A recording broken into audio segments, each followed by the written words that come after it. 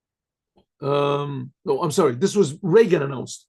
Reagan announced that. I mean, Gorbachev also knows, but here the Rebbe is saying that Reagan announced that we're going to take a lot of the money from the the war industry and use it for the economy of the country. And this was okay. This was ratified by the Beit HaNivchanim, by the House, the House of Representatives. Shabo, that in it, Nikva Choki Medina, the laws of the country are made, and they have power according to the Torah. The Torah says the Dina de Malchut Dina. The Torah says that the laws of every country, they are valid laws, as long as they don't go against the Torah. But you have to go according to the laws of the country. If in the country they pass a law that says you have to drive on the right side of the street, you drive on the right side. If you say on the left side, you drive on the left. If you say in the middle, you drive in the middle. Whatever the country says, it's not against the Torah, you have to do. Everyone has to do. So if so, they made a law in the country, and this law is a binding law that how do you say, that the weapons industry will lessen their spending, and the government will put less spending into implements of war and more into implements of peace. But we have to think about this. What does this mean? Also in the details, the place and the time, especially the connection to what does it mean in the Torah? What does it mean in the Torah? Number one, Halimud v'hora mimora, one of the things we can learn from the Jewish people is that our whole purpose is to bring to the days of the Mashiach. That's our purpose as Mashiach. Everything we look, everything we see has to point to and arouse us some different aspect, some different facet of being interested in and doing everything possible to bring the days of the Mashiach. From one of the goals of the future redemption by means of the Mashiach will be regarding to the non-Jews. And it says, V'kitatu charboteim le'itim. They will pound their swords into plows.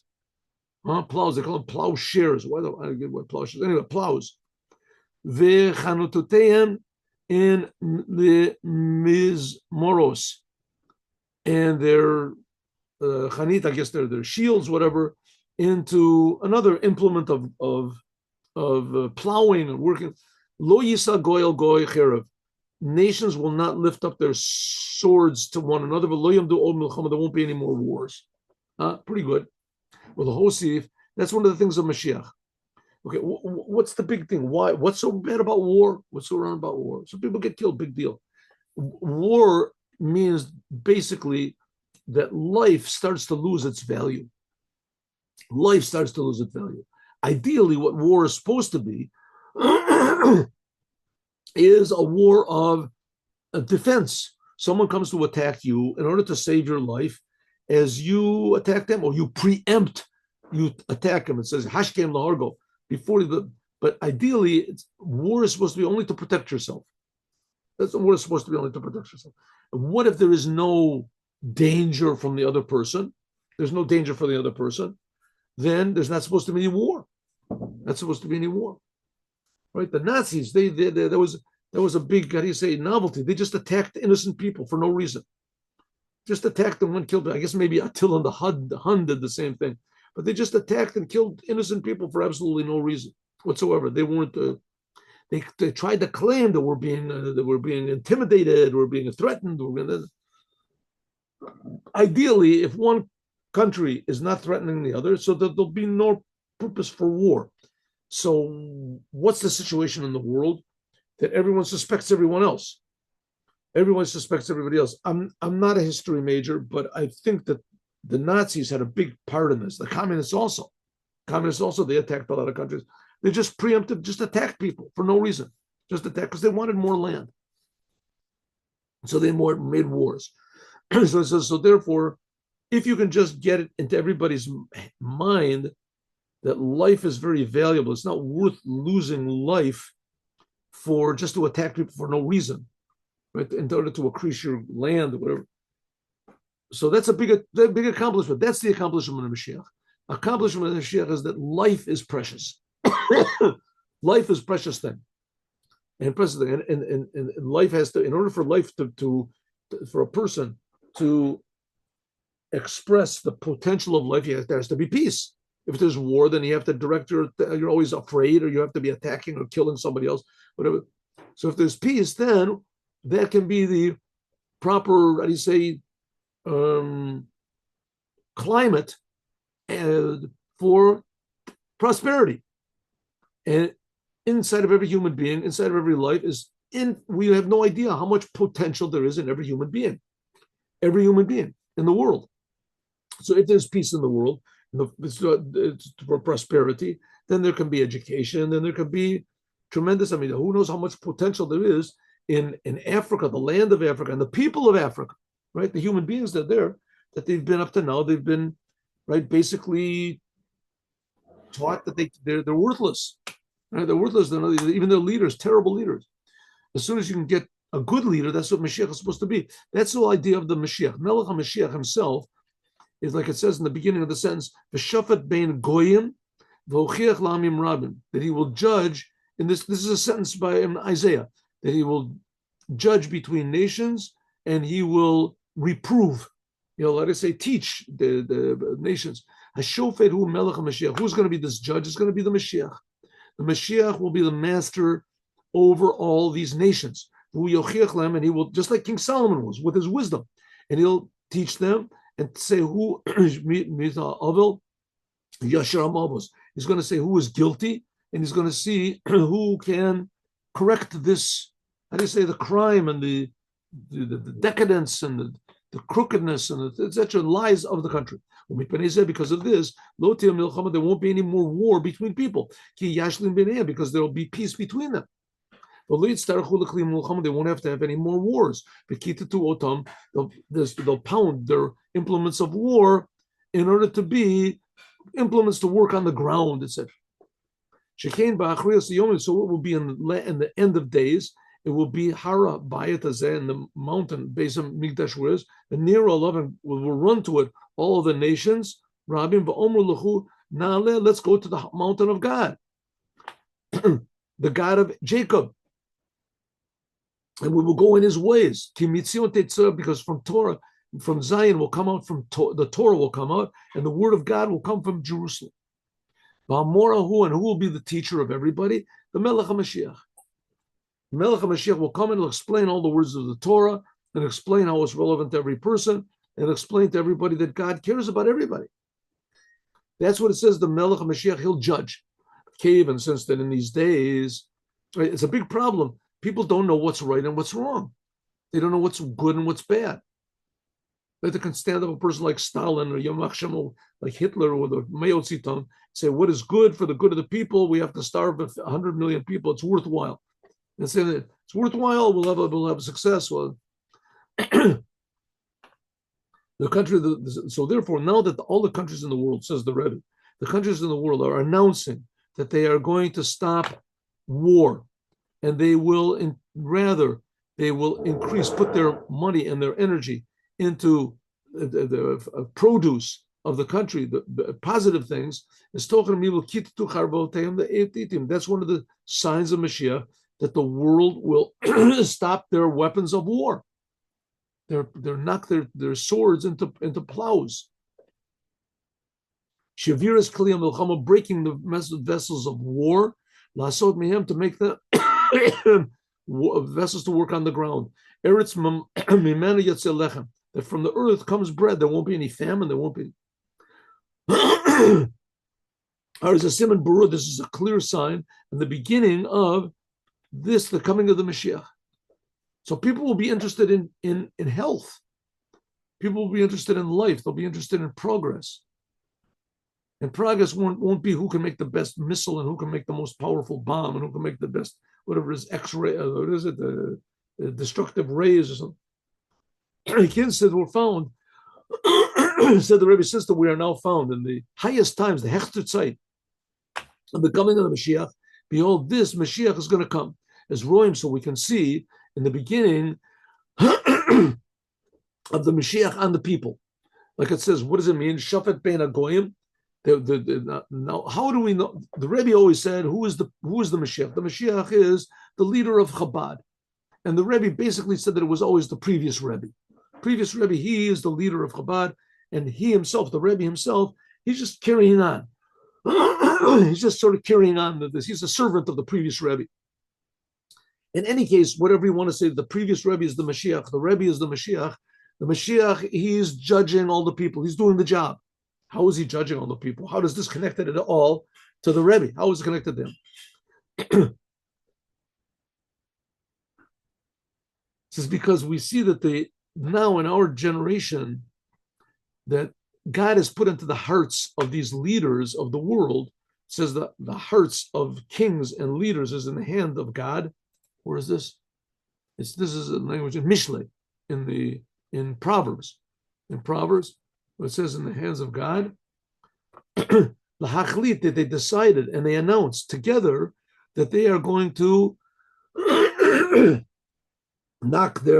beat their swords into plowshares, and they even use this term. They use the term from Isaiah, and this is the reason. This is the reason that this decision, hachraza and announcement, was now specifically why, because now is a special connection to the future redemption, which will be my means of the Mashiach, and in actuality, how so? We're going to see this. We're going to see.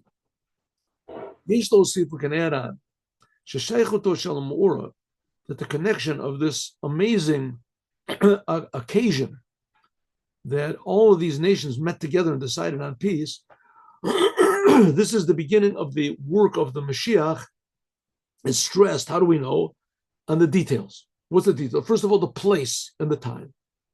The place and the time that they made this decision. All the countries decided that they're going to only strive from now on peace and trust between them. The place that they made this decision was a special place where they send their messengers, their representatives from all the countries in the world in order to speak about peace and making peace, the United Nations. That's what it was supposed to be anyway. And where was it? Is in this state, in this country, in this state. The state and the country where the previous Lubavitcher Rebbe came, and he built 770. Now, 770 is called there's a Gemara, Talmud, in Megillah, that all the time the Holy Temple doesn't exist. And in Jerusalem, there's going to be one main place outside of Israel, in Bavel, it says, and that's going to be the main place where Torah is going to come from. Torah and Judaism is going to be spread to the whole world. That's called Beit Rabbeinu Shabbabavel. This is the house, Beit Chayenu, the house of our life. What is that? 770 Eastern Parkway. 770 Eastern Parkway is the headquarters of Chabad, and Chabad has taken it on themselves to spread Judaism and wake up Jews all over the world. This is a Beit Knesset, a Beit HaMidrash. This is a place of learning of prayer, a place of learning Torah, a place of Torah and prayer and good deeds. Covered Kedushas of the previous Lubavitcher Rebbe, Nasi Dorenu, the leader of our generation. Shabachar Bo, that the previous Lubavitcher Rebbe set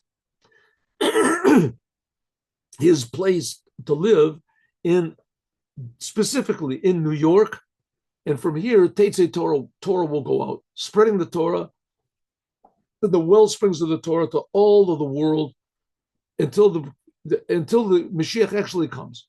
As the Baal Shem Tov told the Mashiach, as the Mashiach told the Baal Shem Tov, and this was really the beginning of the whole Hasidic movement. The Baal Shem Tov went up to the chamber of Mashiach. It was Rosh Hashanah. He went up to the chamber of Mashiach and he said, when are you going to come? And the Mashiach said, I'm going to come when your teachings are spread out to the whole world.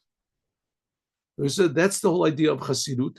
And Isaiah said that one of the signs of Mashiach is supposed to be that the non-Jews decide that there's not going to be any more war.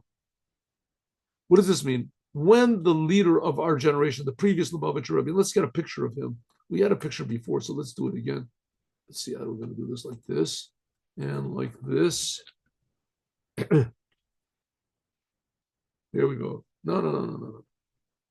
Here we go. I see what's here. It is. Here's a picture of the previous Rebbe. Oh, there's a nice picture.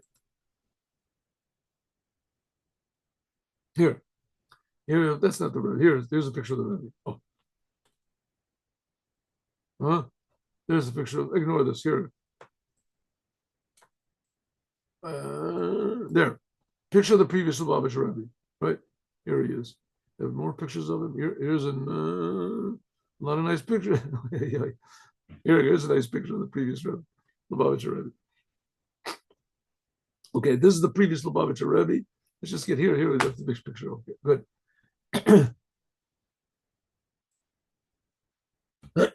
So this is when the previous Lubavitcher Rebbe came to what's called the lower half of the world, where the Torah was given on Mount Sinai. That's called the upper half of the globe. And the lower half is the opposite side where it came.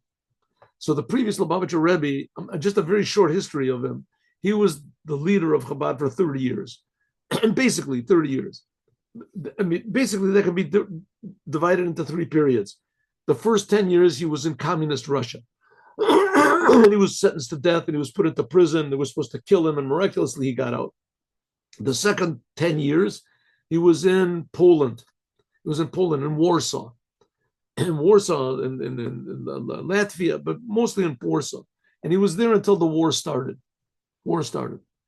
But basically, Chabad was contained. You couldn't. Then the last 10 years of his life, he moved to America. He moved to America in 1940, and he passed away in 1950. He passed away. So when the Rebbe came to America, he set up his place where he was going to, his headquarters was going to be where it is now, in 770 Eastwood Parkway in Brooklyn. So he said in New York. So he said when the previous Rebbe came to America, so he set up his headquarters in the city of New York. The America is what's called the bottom part of the world. This is the part where the Torah was not given. The Torah was given in the upper part of the globe. The Yeterim was even more, exactly the opposite, that not only did this place become a place where the Torah was given, but it became a source that from its Torah was spread out into the whole world, to all the ends of the world. The previous Rebbe, one of the first things he did, he sent emissaries to Morocco, to Tunisia, right? Because there was a French influence there. They were taking Jews away from Judaism.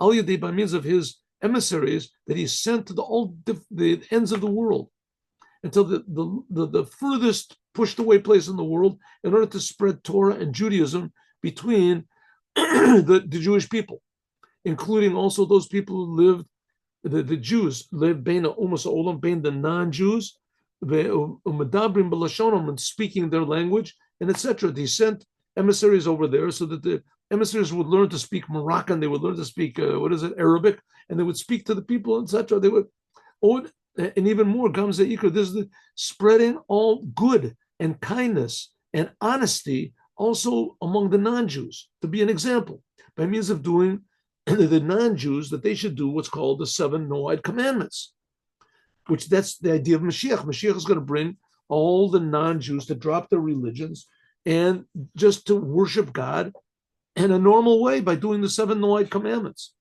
Gemulgash, like it's especially in the last years, all those people that go and they come more and more closer, as we come closer to Mashiach, as more and more non-Jews are accepting on themselves the 7 Noahide commandments. Like it says, Azafo Chalamim, Safa Baruli, Kros Lakum, like it says also, this is Isaiah. I got to get one of these things right.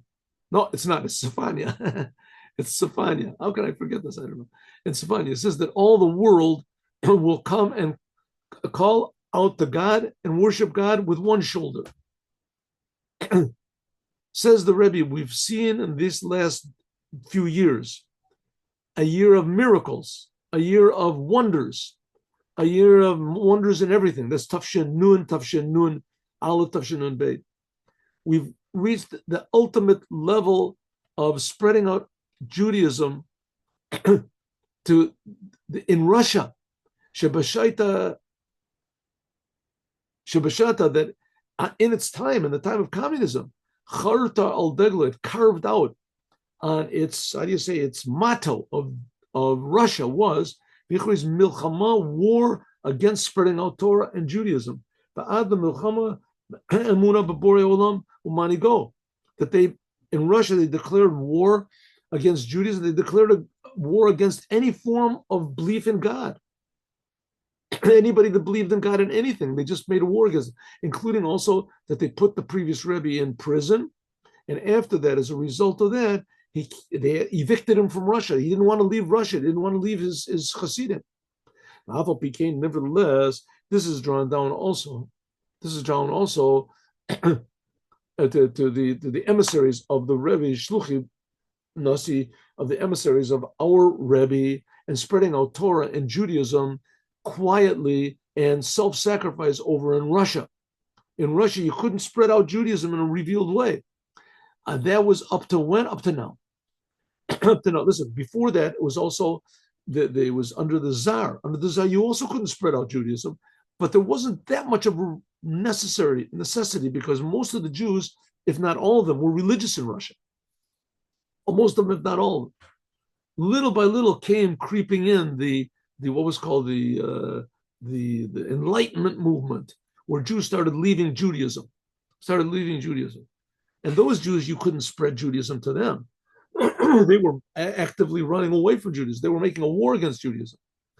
But when in the time of the previous Rebbe, there was spreading out Judaism. He could teach, but it was tied up with self-sacrifice. It was tremendously dangerous.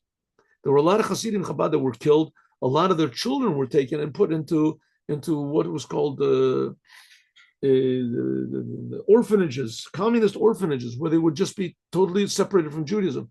Until just recently, said the Rebbe, had been negated this the rulership, communism, and now it's possible to spread out Judaism without any limitation in Russia, even more than ever before, in a revealed way for the first time ever.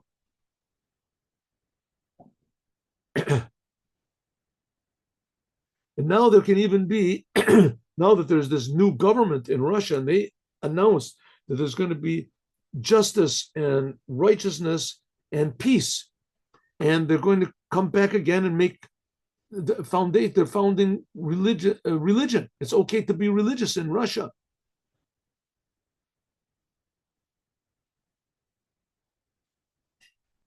And in a continuation of this Erev Shabbat now, there's a meeting between all of these leaders and the countries, and they have decided, all of them together, and this Shabbat, they've all decided, and they have announced, Kitatu Charbotem Leitim. So we see that that all of this is happening where?